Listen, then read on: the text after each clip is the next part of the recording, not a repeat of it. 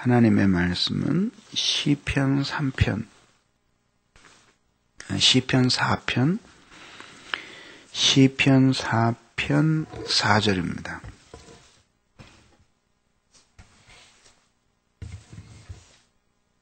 시편 4편 4절부터 8절입니다.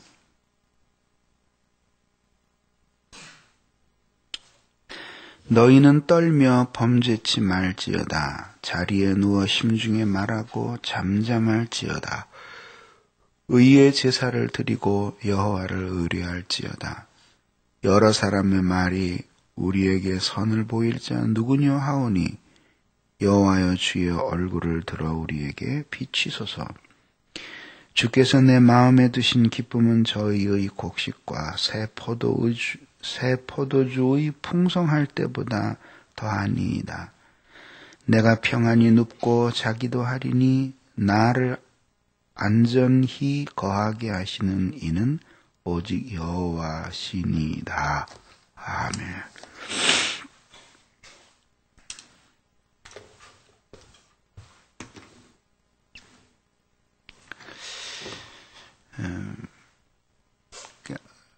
그러니까 그 모든 환난과 시련 혹은 고난 가운데서도 이제 하나님과의 관계가 올바르면 하나님이 지켜주시거든요.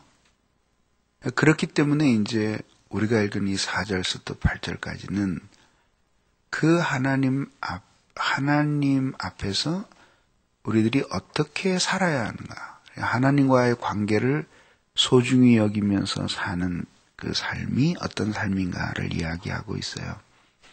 첫째가 뭐냐면 떨며 범죄치 말지어다. 하나님과의 관계가 깨트려지는 것은 우리의 범죄로 인해서 깨트려지는 거예요. 하나님과의 관계가 깨트려지는 것은 우리의 범죄로 인해서 깨트려지는 거거든요. 사실 우리들이 하나님 앞에 절실하게 매달리지 않고 그런 기도의 제목 없이 살아갈 때에는 하나님과의 관계가 잘못된 것이 우리의 인생에 그렇게 결정적인 문제가 되는지는 잘 모르죠. 잘 모르죠. 그러다가 이제 우리가 하나님 앞에 큰 어려움을 만나게 돼요. 혹은 큰 어려움을 환경적으로 만나지 않아도 영적으로 깊은 고통 속에 들어가게 돼요. 세상에 있는 물질이나 잘 나가는 나의 생활, 이런 것들이 별로 나에게 그렇게 도움이 되질 않아요. 그렇게 하면서 어려움이 찾아오게 될 때에 그때에 하나님 앞에 간구하게 되죠. 환경의 어려움에 봉착했을 때도 자신의 능력의 한계를 느끼면서 하나님 앞에 매달리게 되고, 또 환경에 그런 것들이 아니고 영혼이 너무 곤고해도 하나님 앞에 매달리게 되는데, 어느 경우에든지 간에 하나님의 도움이 없이는 안 되거든요. 그때 자기가 하나님 앞에 매달려도 주님이 자신의 기도를 잘 듣지 않으신다는 사실을 뼈저리게 느끼게 돼요. 그때에 이제 하나님과의 관계가 얼마나 중요한가 하는 걸 깨닫게 되고 자기가 범죄했다는 사실을 깨닫게 되는 거죠. 그래서 시인이 너희는 떨며 범죄치 말지어다. 늘 하나님 앞에서 사는 삶이여라. 뜻이에요. 늘 하나님 앞에서 사는 삶이 되거라. 그래서 두려움과 떨림으로 우리의 구원을 이루어 가면서 하나님 앞에서 사는 삶이 되거라. 그래야지만 된다. 시인이 그거를 이야기하고 있는 거예요.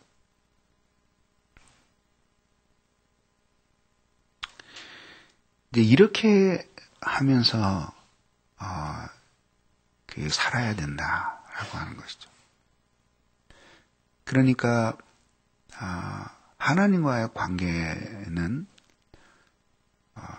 우리들이 한편으로는 하나님을 어떻게 더 뜨겁게 사랑하고 그 하나님께 순종할 것이냐 하는 문제이지만 또 한편으로는 우리가 어떻게 하면 우리 자신을 잘 지켜서 그래서 그 하나님의 마음을 아프게 해드리지 않을 수 있을까 이거거든요.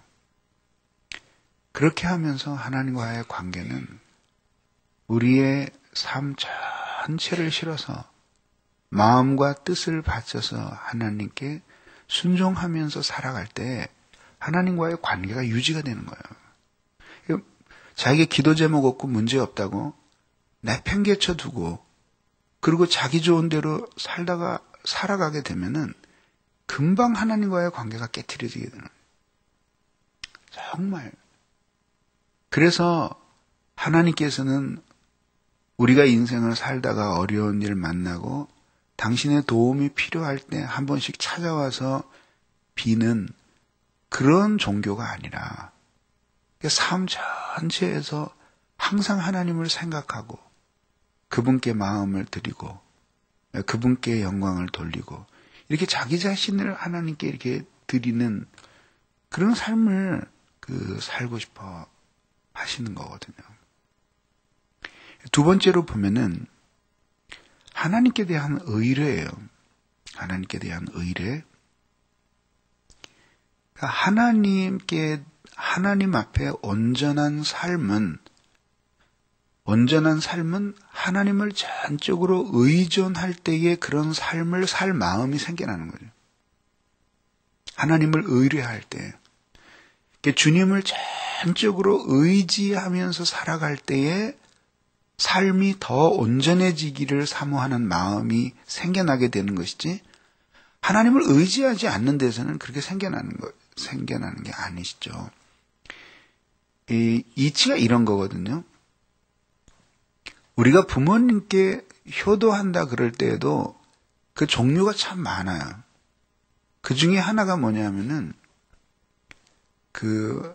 부모를 뒷방에다가 모셔놓고, 그리고 부모의 뜻, 부모의 생각, 부모의 요구, 이런 거를 아는 데에는 별로 그렇게 관심이 없어요. 그냥 삼시세끼 밥 드리고, 그리고 필요한 거 주고, 그래서 의사가 상호 교통이 안 돼.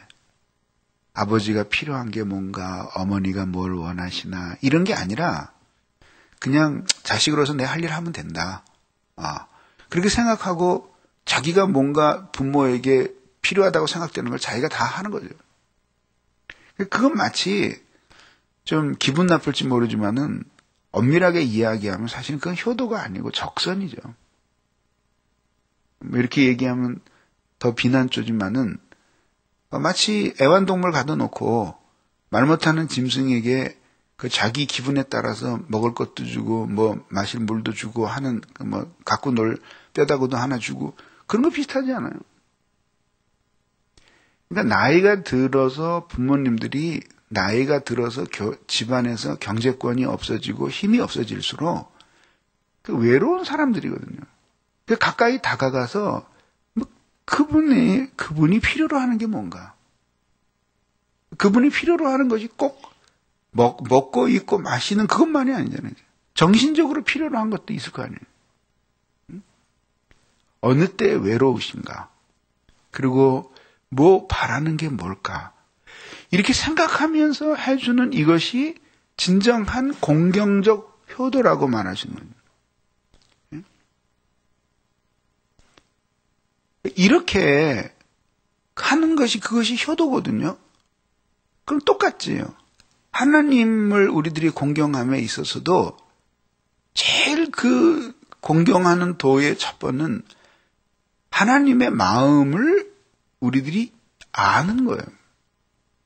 그래서 하나님 앞에 기도하면서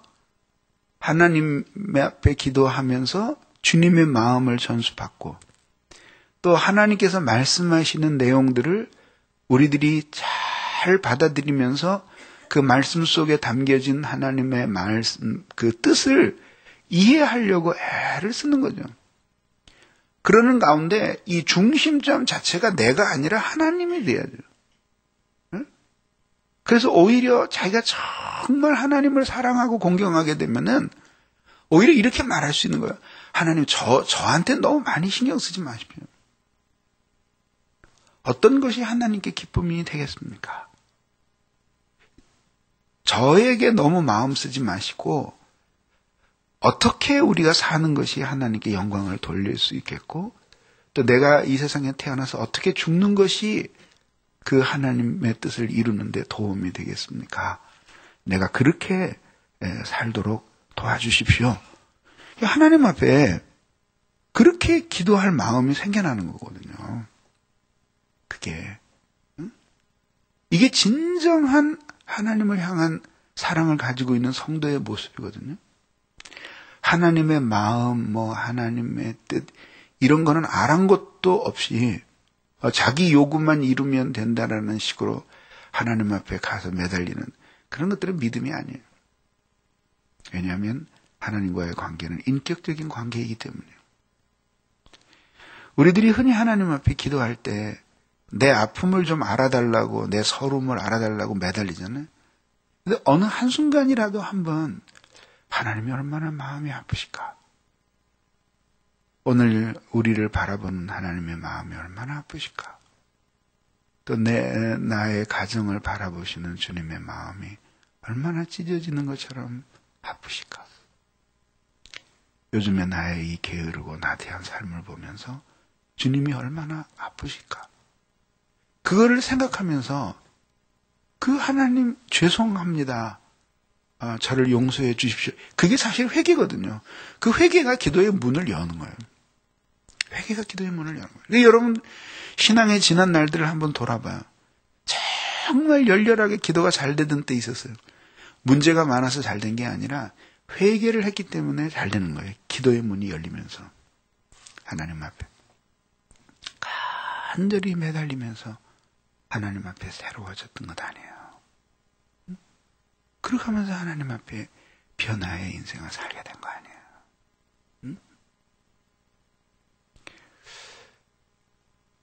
그때에 하나님을 깊이 의지하게 되는 거예요. 그래서 이렇게 생각하시면 돼요. 죄가 있으면은 의지가 안 돼요, 의지가. 왜 그럴까? 왜 인간에게 죄가 있으면, 죄가 없을 수는 없지만은, 인간이, 신자가 자꾸 이렇게 죄에 심각하게 빠지면은 하나님을 의지하게 되지 않는 이유가 뭔가, 그죠? 죄 자체의 성분이 독립하려는 성질을 가지고 있는 거예요. 죄 자체가 하나님과의 의존을 떠나서 자기가 이 온 우주의 중심이 된 것처럼 생각해서 독립하려는 그 속성을 죄 안에서 가지고 있는 거예요. 독립하려는 속성을 죄 안에서 가지고 있는 거예요. 독립하려는 속성을 죄 안에서 가지고 있는 거예요. 그러니까 그런 성격을 가지고 있기 때문에 하나님을 의지할 때가 언제냐 하면은 깊이 깨트려질 때, 자기가 깨트려질 때에 그때에 그 독립하려는 의지의 성향도 함께 파괴가 되는 거죠. 여러분 생각해 보세요. 회개 속에서 자기가 깊이 깨트려질 때, 회개 속에서 자기가 깊이 깨트려질 때, 그때에 그 회개 속에서 자기가 깊이 깨트려질 때, 그때에 아주 정말 놀라운 일이 일어나는 거죠. 하나님 없이 살 수가 없는 거예요. 하나님 없이 살 수가 없는 거예요. 주 없이 살 수 없네. 내 주는 아신다. 이 세상에 태어나서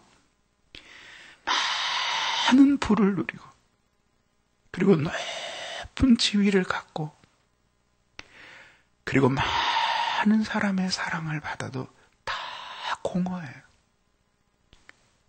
주님 없이는 살 수가 없는 거예요. 그런 마음이 자기가 깨트려지고 죄로부터 멀어질 때 이 속에서 생겨나는 거예요. 속에서. 근데 사실은 하나님이 원하시는 생활이 뭐냐 하면은 늘 그런 거. 늘 그런 거. 늘 그런 거. 그래서 언젠가 제가 묵상하면서 그런 생각이 들었어요. 누가 그래요? 목사님, 목회가 무엇입니까?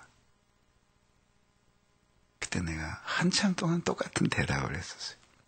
목회란 마음의 눈물이 그렁그렁한 것. 그것이 목회다. 근데 어디 목회만 그렇겠어요? 누군가 나에게 하나님을 사랑하는 삶이 무엇일까요? 혹은 하나님을 의지하며 살아가는 생활이 무엇일까요? 마음의 눈물이 그렁그렁한 것. 그것이 성화의 삶이에요.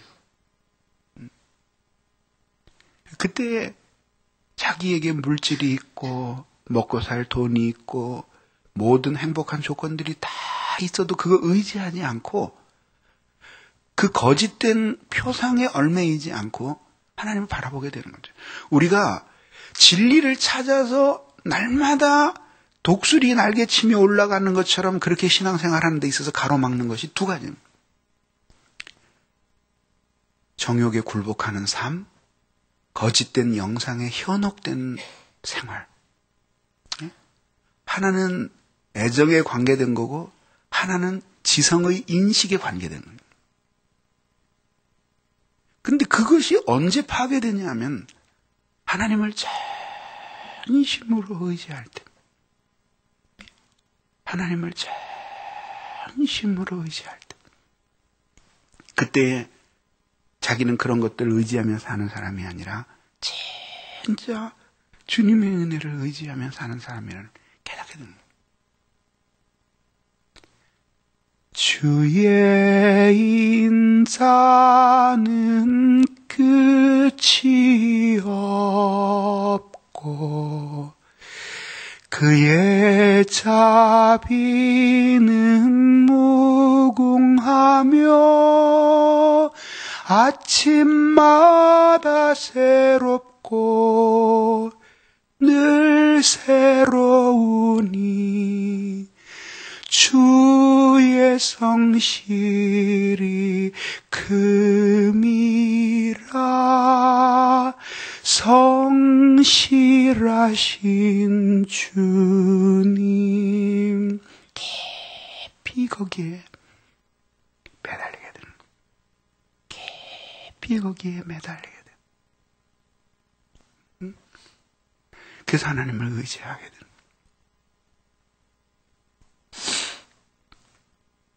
그러기 위해서는 의의 제사를 드려야 돼요.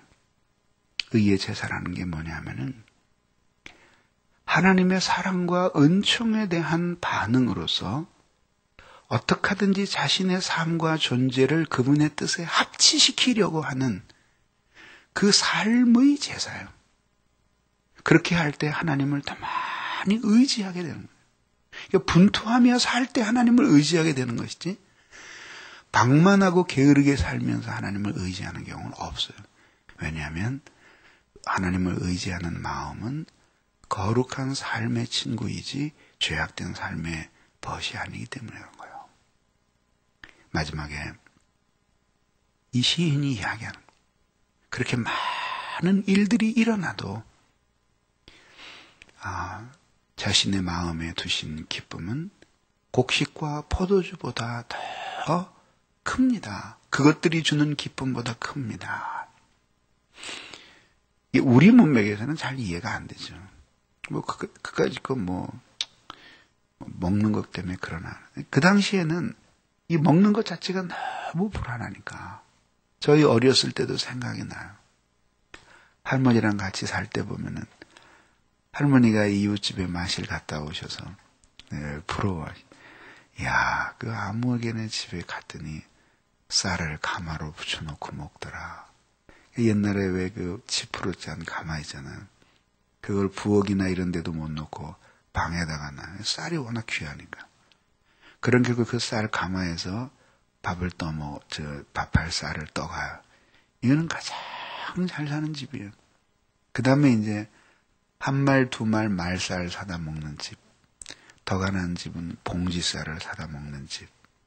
저녁에 퇴근할 때면은 장사 같은 거 하고 퇴근하는 사람이 왼손에 연탄 하나 들고 오른손에 쌀 한 봉지 들고 들어오는 광경을 그 동네 어구에서 늘 볼 수 있었어요. 그렇게 가난하던 시절에는 그거, 그 다음에 겨울이 되기 전에 연탄을 한 300장 싸서 뒷뜰에다 잔뜩 싸놓고 겨울을 맞이하는 사람은 동네의 부러움을 사는 사람이었어요. 그걸 이야기하는 거죠. 좋은 포도주가 가득 있고 곡식이 잔뜩 있어서 겨울이 오는 것이 두렵지 않을 때 사람들의 마음은 기쁘죠. 근데 하나님으로 말미암아 획득되는 그 기쁨은 그거보다 훨씬 크다는 거죠. 그거보다 훨씬 크다는 거죠.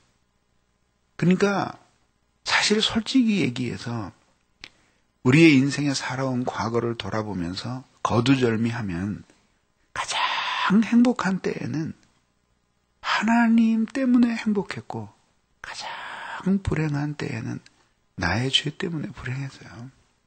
환경적인 거는 이제 다음이에요. 결국은 그래서 시인이 그렇게 고난과 시련 속에서도 하나님과의 관계를 간직하며 살려고 애썼던 거예요.